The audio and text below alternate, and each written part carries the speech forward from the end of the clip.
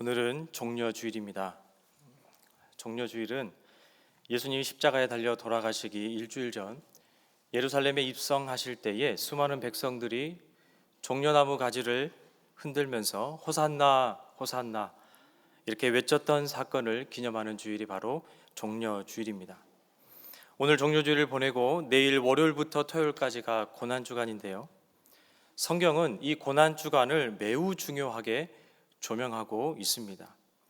그 증거가 마태복음은 28장까지 이루어져 있는데요, 오늘 본문 21장에 예수님이 예루살렘에 입성하셔서 27장에 십자가에 못 박혀 돌아가십니다.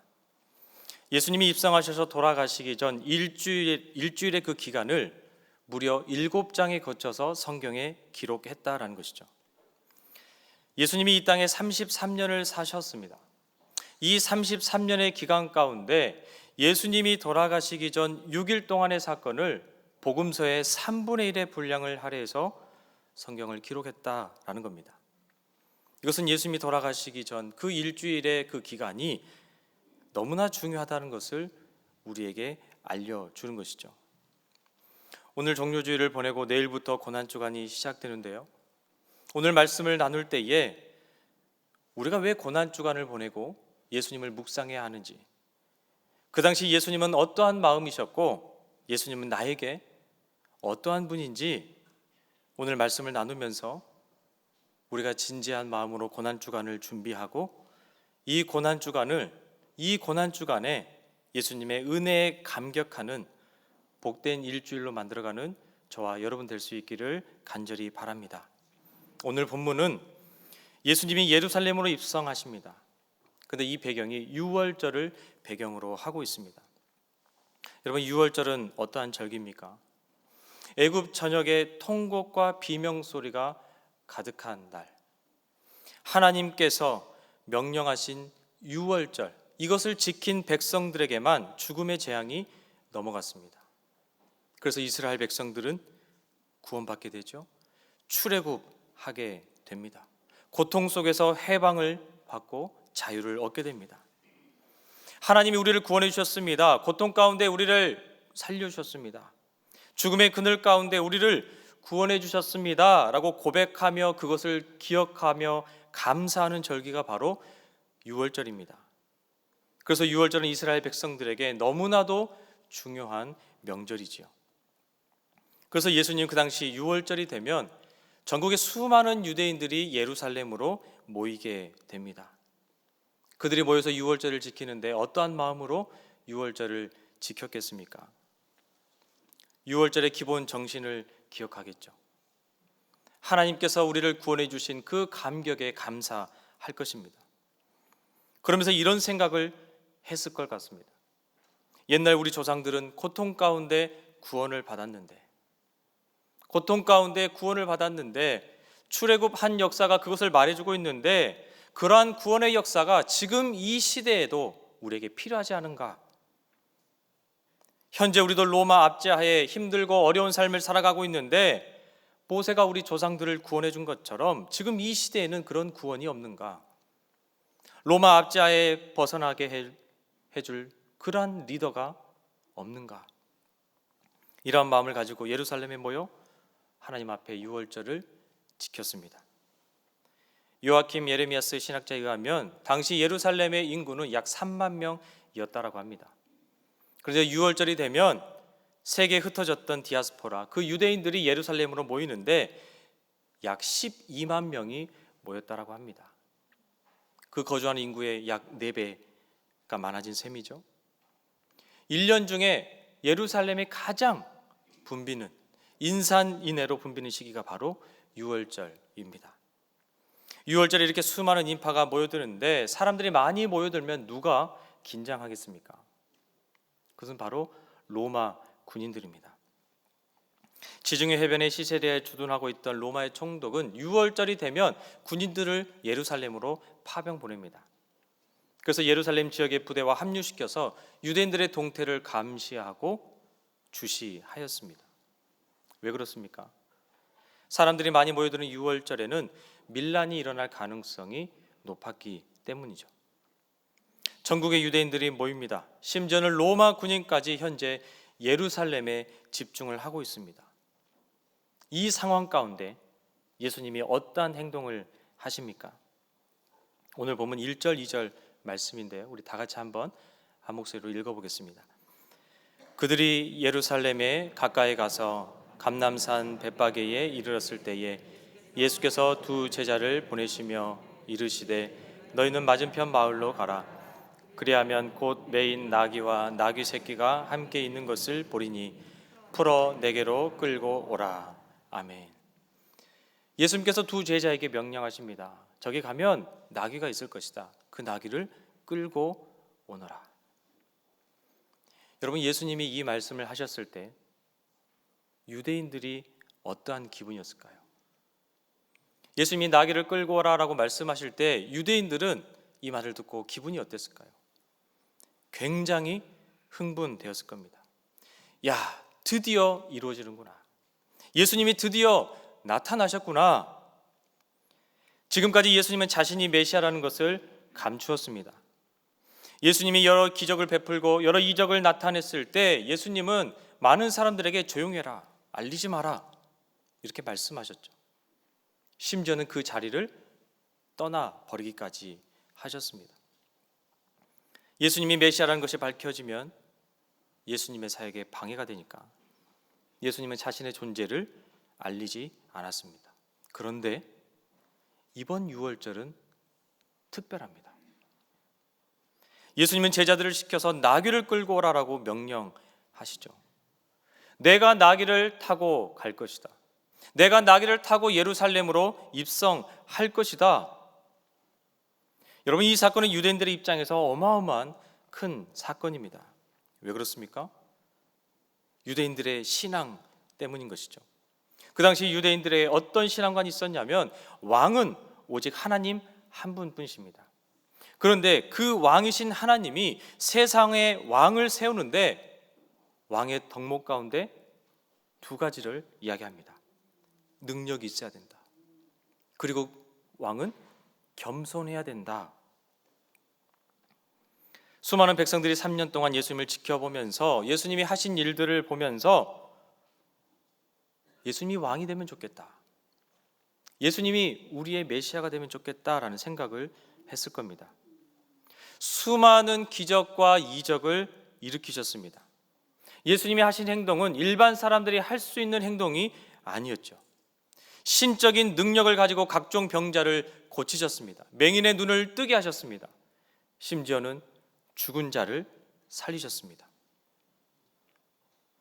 예수님의 이러한 사역은 백성들의 마음을 사로잡기에 충분했습니다. 예수님은 능력이 있으신 분이었습니다. 게다가 예수님은 내가 행한 일을 아무에게나 알리지 말아라. 놀라운 기적과 이적을 나타내고 자랑할 수도 있습니다. 나 이런 사람이야, 이러한 능력이 있어, 이렇게 뽐낼 수도 있는데 예수님은 말하지 말아라. 그리고 그 자리를 피하셨습니다. 그 당시 유대인들은 이렇게 생각했을 것 같아요. 야, 예수님은 정말 능력이 있으신 분이구나. 동시에 겸손하시구나. 우리의 왕이 되면 좋겠다. 우리의 왕으로서 딱 맞는 분이다. 그런데 그 겸손하신 분이 무엇을 가져오라고 합니까? 나귀를 가져오라고 합니다. 그들의 마음은 더욱더 확신이 컸을 겁니다. 깜짝 놀랐을 겁니다. 수백 년 전 선지자 스가랴가 예언했던 그 말씀이 생각났을 겁니다. 이 이야기를 듣고 우리의 왕이 될 분이 확실하다, 그런 확신을 했을 겁니다. 스가랴가 9장 9절에 예언했던 그 말씀이 바로 오늘 본문 21장 5절 말씀에 그대로 인용을 하고 있습니다. 다 같이 한번 읽어보겠습니다. 21장 5절입니다. 시온 딸에게 이르기를 내 왕이 내게 임하나니 그는 겸손하여 나귀 곧 멍에 매는 짐승의 새끼를 탔도다 하라 하였느니라. 유대인들은 이미 알고 있었습니다. 스가랴의 예언의 말씀을 알고 있었어요. 왕이 오시게 되면 이런 모습으로 오실 것이다. 우리가 같이 살아보니 예수님이 딱이다 라는 것이죠.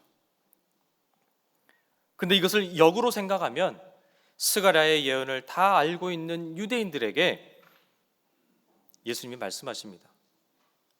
그 왕이 바로 나다. 그 메시아가 바로 나다. 그래서 스가랴가 예언한 것처럼 나는 나귀를 타고 갈 것이다. 수많은 사람들에게 자신의 신분, 예수님의 신분을 나타낸 것이죠.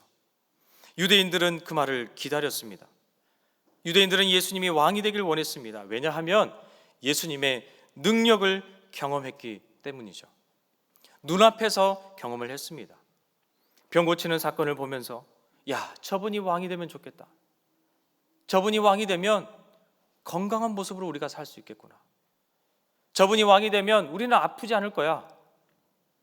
오병의 사건을 보면서 야, 저분이 왕이 되면 우리는 굶어 죽지 않겠구나. 우리의 경제를 책임져 주시겠구나. 죽은 자를 살렸습니다. 더 이상 할 말이 없는 것이죠. 저분이 왕이 되면 정말 좋겠다. 이러한 예수님을 경험한 유대인들은 예수님을 믿고 예수님을 따를 각오가 확실히 되어 있습니다.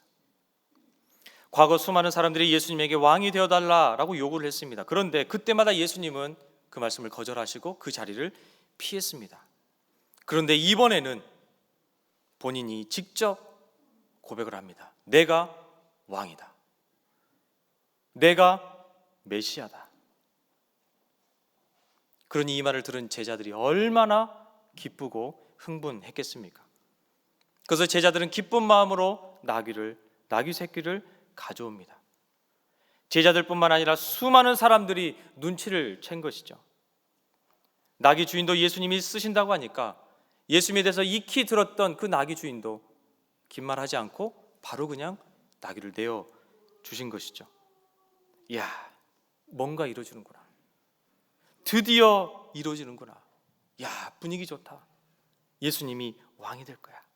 드디어 우리가 알고 있던 예수님이 왕이 되시는구나. 이러면서 예수님 주위로 사람들이 몰려옵니다. 지금 난리가 난 것이죠. 그러면서 사람들이 어떠한 행동을 합니까? 오늘 본문 8절과 9절 말씀입니다. 다 같이 한번 읽어보겠습니다. 무리의 대다수는 그들의 겉옷을 길에 펴고 다른 이들은 나뭇가지를 베어 길에 펴고 앞에서 가고 뒤에서 따르는 무리가 소리 높여 이르되 호산나 다윗의 자손이여 찬송하리로다. 주의 이름으로 오시는 이여 가장 높은 곳에서 호산나 하더라. 아멘.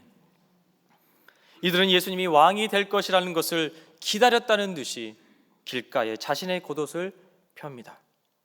그 당시 겉옷은 사람의 신분을 나타내지요. 자신을 맨 바닥에 깔았다라는 거예요. 그리고 그 겉옷을 밟고 가라는 것이죠. 이것은 내가 밟고 가는 분에게 충성하겠다라는 의미입니다. 승리를 상징하는 종려나무 가지를 흔듭니다. 예수님, 당신은 승리자입니다. 이런 고백인 것이죠. 그리고 호산나는 우리를 구원하소서라는 뜻입니다. 우리를 구원하여 주십시오. 이것은 왕에게 외치는 소리, 이것이 바로 호산나입니다. 예수님은 우리의 왕이고 진정한 메시아, 그리고 우리는 당신께 충성하겠습니다. 이것을 맹세하는 것이죠. 그리고 다윗의 자손이여 라고 이야기하지 않습니까? 이것은 다윗이 한 나라를 세웠던 것처럼 이 시대에 한 나라를 다시 세울 분이 바로 예수님 당신입니다. 그런 나라를 세워주십시오. 다윗이 세웠던 나라를 지금 이 시대에 다시 한번 세워주십시오 라는 말입니다. 이 수많은 사람들이 얼마나 크게 소리를 질렀던지 오늘 본문 10절에 온 성이 소동하였다라고 기록을 하고 있습니다. 온 성이 소동할 때 누가 놀랬겠습니까? 유대 지도자들이 놀랍니다. 그래서 평행 본문 누가복음에 보면 바리새인들이 예루살렘에 입성한 그 예수님에게 뭐라고 이야기하냐면 제자들을 책망하십시오라고 이야기합니다. 이것은 당신들이 지금 하는 짓이 잘못된 겁니다. 이러지 마십시오. 당장 그만두라 라는 말입니다. 그때 예수님은 그 이야기를 듣고 당당하게 말씀합니다. 너희들이 소리 지르지 않으면 여기 있는 돌들이 소리 지를 것이다. 무슨 말입니까? 내가 진짜 왕이다 라는 거죠. 내가 진짜 메시아다, 내가 너희를 구원할 구원자다 라는 것을 강력하게 선포하는 겁니다. 예수님이 예루살렘의 나귀를 타고 입성한 이 행동은 내가 왕이다, 내가 메시아다라는 것을 예루살렘 온 땅에 알리면서 동시에 예수님께 집중하게 만드는 강력한 퍼포먼스입니다. 예수님은 왜 이런 행동을 하셨을까요? 오늘 본문 전장 20장 17절에서 19절 말씀을 한번 보겠습니다. 다 같이 한번 읽어보겠습니다. 예수께서 예루살렘으로 올라가려 하실 때에 12 제자를 따로 데리시고 길에서 이르시되 보라, 우리가 예루살렘으로 올라가노니 인자가 대제사장들과 서기관들에게 넘겨지매 그들이 죽이기로 결의하고 이방인들에게 넘겨주어 그를 조롱하며 채찍질하며 십자가에 못 박게 할 것이나 제3일에 살아나리라. 아멘. 예수님은 왜 내가 메시아다, 내가 왕이다 라고 이렇게 말씀을 하셨을까요? 그것은 바로 일주일 뒤에 내가 죽을 것이다 라는 것을 미리 알고 계셨기 때문입니다. 예수님은 이번 6월절에 당신의 죽음을 미리 알고 계신 것이죠. 그래서 예수님은 자신이 메시아라는 것을 반드시 밝혀야만 했습니다. 세상 사람들아, 너희가 기다리던 왕이 여기 있다. 세상 사람들아, 너희가 기다리던 메시아가 바로 나다. 이제 내가 죽을 것이다. 이것은 온 세상 사람들이 평생 잊지 못할 사건이 될 것이다. 예수님은 온 세상 사람들이 기억할 수밖에 없는 그러한 사건으로 이제 만들어 가십니다. 여러분, 그때 예수님의 기분이 어땠을까요? 그 상황 가운데 예수님의 기분은 어땠을까요? 수많은 백성들이 흥분하면서 자신의 겉옷을 깔고 호산나 호산나 다윗의 자손이여, 이러한 외침을 들은 예수님께서 기분이 어떠셨을까요? 왕이 되니까 기뻤을까요? 아닙니다. 누가복음 19장에 보면 예수님이 예루살렘에 입성하시고 그 성을 보며 울었다라고 성경은 기록합니다. 왜 우셨을까요? 호산나 호산나 다윗의 자손이여, 수많은 사람들이 큰 함성을 지르고 그 길로 예루살렘에 입성하셨는데 왜 예수님은 우셨을까요? 그것은 백성의 생각과 예수님의 생각이 달라도 너무나 달랐기 때문입니다. 그래서 안타까운 마음에 눈물을 흘린 것이죠. 이스라엘 백성들이 기대하는 메시아는 어떠한 메시아입니까? 어떠한 왕입니까? 로마로부터 해방시켜주고 나라를 강하게 만들고 경제를 살려서 자신들이 잘 먹고 잘 살게 해주는 그러한 정치적 메시아를 원했습니다. 지금 백성들이 그것을 예수님께 기대하고 환호성을 지르고 있는 것이죠. 그런데 예수님은 정치적 메시아로 오시지 않았습니다. 그들의 영혼을 구원할 영적인 메시아로 오신 것이죠. 이스라엘 백성들은 예수님의 속을 몰라도 너무도 모르고 있습니다. 예수님은 수많은 백성들의 영혼을 구원하기 위해서 십자가에 죽으러 가시는데 백성들은 우리를 잘 먹게 하여 주십시오, 우리가 잘 살게 하여 주십시오, 자신들의 소원을 이루어주는 정치적 메시아가 되어달라고 큰 함성을 지르고 있는 겁니다. 예수님은 그 모습을 보면서 그게 아닌데 안타까워하며 눈물을 흘리십니다. 이스라엘 백성들이 오해하며 환호성을 지르고 있는데 예수님은 그 백성들에게 야, 그거 아니야, 너희들 잘못 알고 있어, 너희들 오해하는 거야, 나 그것 때문에 이 땅에 온 거 아니야, 그렇게 설명하지 않습니다. 왜요? 그 전에 이미 다 설명을 했고 지금 다시 설명한다 하더라도 그 예수님의 죽음을 이해하지 못하기 때문입니다. 그러나 나중에는 알게 됩니다. 십자가의 사건이 지난 후에는 제자들이 알게 됩니다. 수많은 사람들이 알게 되죠. 그래서 예수님은 그러한 설명 없이 그들이 이해를 하든 이해하지 않든 하나님의 계획대로 예수님은 십자가의 길로 가십니다. 나라를 독립시키고 내가 잘 먹고 잘 살게 하는 그 정치적 메시아로 오는 게 더 중요한지, 아니면 그들을 죄에서 죽음에서 건지실 영적 메시아로 오는 게 더 중요한지, 뭐가 중요한지 지금 그들은 모르고 있습니다. 그런데 십자가 사건이 지난 후에는 예수님이 오신 목적을 이해하게 되고 알게 되고 그제서야 비로소 해석이 되는 것이죠. 예수님은 영적인 메시아로 오셔서 수많은 사람들을 살리기 위해 십자가에서 죽게 되는데, 죽기 일주일 전에 내가 왕이다, 내가 메시아다, 너희들을 위해 죽는 것이다, 이것을 알리기 위해서 예수님 오늘 본문에 나귀를 타고 예루살렘 입성을 강행하는 것입니다. 이것을 본 유대 지도자들이 뭐라고 이야기합니까? 지금 뭐 하는 거냐? 당장 멈춰라. 이거 큰일 날 일이다. 당장 멈춰라 라고 이야기를 합니다. 그때 그 이야기를 들은 수많은 백성들이 잠시 멈춥니다. 유대 지도자들, 감히 넘볼 수 없는 존재이죠. 그런데 이제 예수님이 입성하십니다. 이분이 우리의 왕이 되실 분인데, 근데 유대 지도자들이 멈춰라, 그만해라, 뭐 하는 거냐? 수많은 백성들이 그 상황 가운데 유대 지도자들의 눈치를 봤을 거고 예수님의 눈치를 봤을 겁니다. 저 이야기를 듣고 이제 예수님이 뭐라고 대답하실까? 멈추라고 했는데 예수님이 그때 뭐라고 대답하실까? 나는 왕이다. 너희들은 지금 무장해서 저 로마 군인들과 싸워라. 저 성을 점령해라. 이렇게 이야기하면 방금 환호성을 질렀던 수만 명의 사람들이 예수님의 말을 따를 겁니다.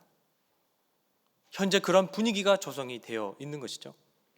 그런데 예수님은 그 유대 지도자들의 이야기를 듣고 아무 말씀도 하지 않으십니다. 자신이 왕이라고 선포해놓고 아무 말도 안 하십니다.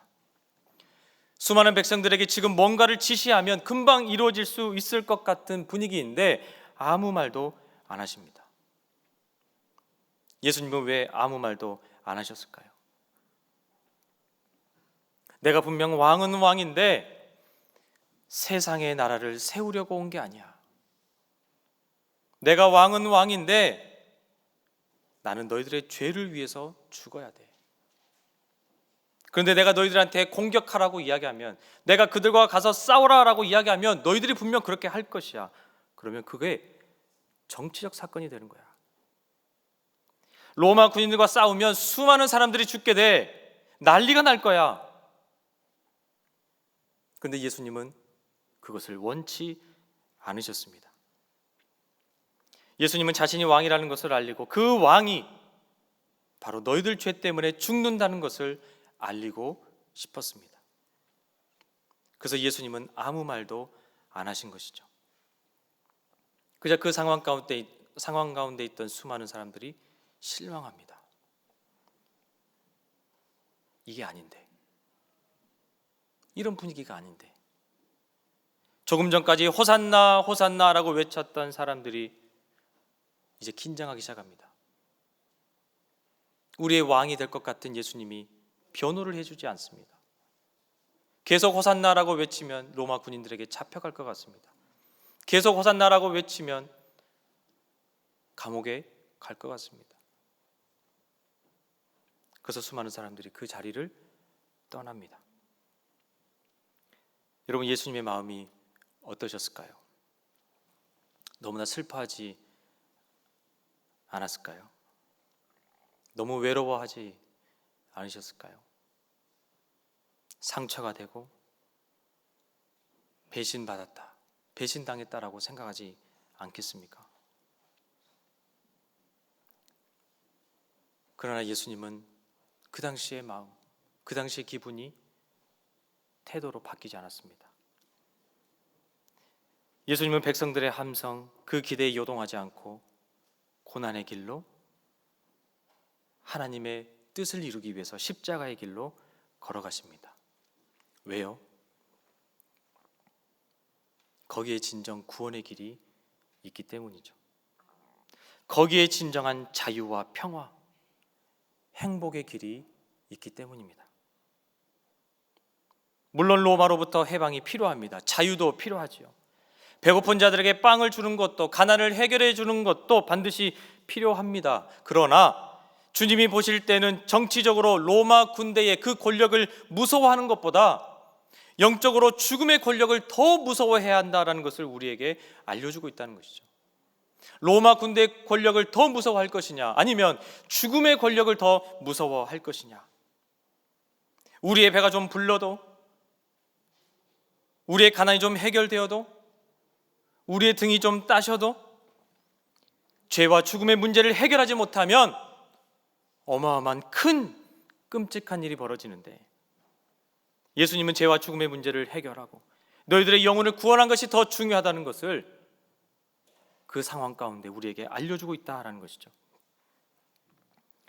진정 백성을 구하는 길이 어디에 있겠습니까? 로마로부터 해방입니까?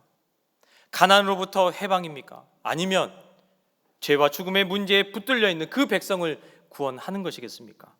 진정 구원의 길이 어디에 있습니까? 정치적 독립보다, 경제적 부흥보다 더 근본적인 영혼의 구원의 역사가 더 중요하다는 것을 우리에게 알려줍니다. 만약 여러분의 생명이 일주일밖에 남지 않았다면, 여러분의 생명이 이제 일주일밖에 남지 않았다면 여러분의 기쁨이 어디 있겠습니까? 여러분의 생명이 일주일밖에 남지 않았습니다. 그러면 지금 이 상황 가운데 여러분의 행복은 어디 있겠습니까? 죽음 때문에 행복을 못 찾겠습니까? 일주일밖에 못 사는데 우리의 기쁨, 우리의 위로가 어디에 있겠습니까? 그것은 바로 예수님을 알고 예수님을 믿는 것에 있지 않겠습니까? 죽음 앞에서 우리에게 가장 중요한 것이 무엇입니까? 우리가 예수를 믿고 구원받는 것,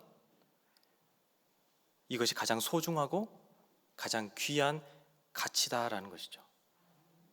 그렇기 때문에 예수님은 정치적 메시아가 아니라 우리의 죄를 위하여 십자가에 죽으시고 부활하신 것을 우리가 믿고 우리의 영혼을 살리기 위해서 예수님은 영적 메시아로 이 땅 가운데, 우리 가운데 오신 줄로 믿습니다.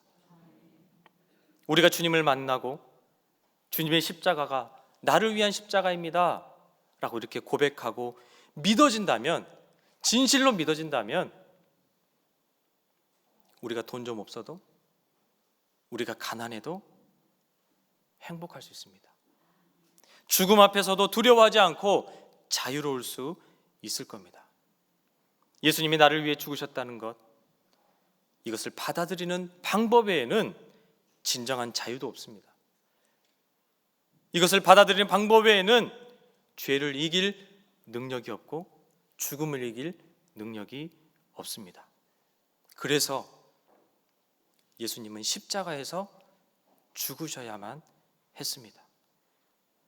죽음으로써 우리를 하나님의 자녀가 되고 우리에게 참된 평화와 자유를 주시기를 원하셨습니다.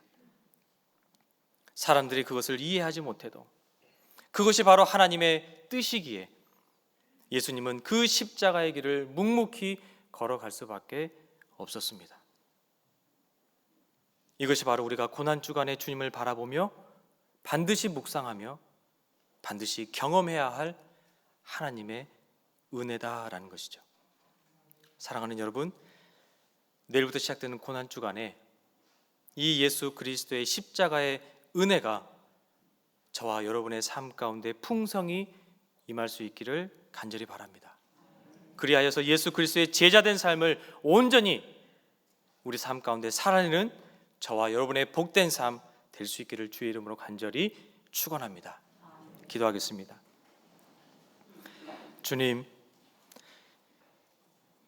예수님이 예루살렘에 입성하실 때에 수많은 사람들이 호산나 호산나 외치며 예수님 앞에 자신의 겉옷을 깔았습니다.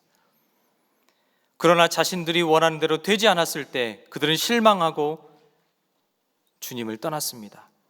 심지어는 나중에 예수를 십자가에 못 박으라고 외쳤습니다. 주님, 혹시 우리도 내가 원하는 것을 얻으면 호산나 호산나 하다가 우리가 원하는 것을 얻지 못하면 주님을 십자가에 못 박으라고 외치는 그러한 삶을 살고 있지는 않은지 우리의 삶을 되돌아봅니다. 주님, 내일부터 시작되는 고난 주간에 나 자신을 돌아보게 하시고 영적 메시아로 오신 예수 그리스도를 묵상하며 나귀를 타고 예루살렘으로 입성하신 예수님의 마음을 헤아리며 온전히 그분의 삶을 따라가는 참된 제자의 삶을 살아가는 우리 모두가 되게 하여 주시옵소서. 감사를 드리며 예수님의 이름으로 기도하옵나이다. 아멘.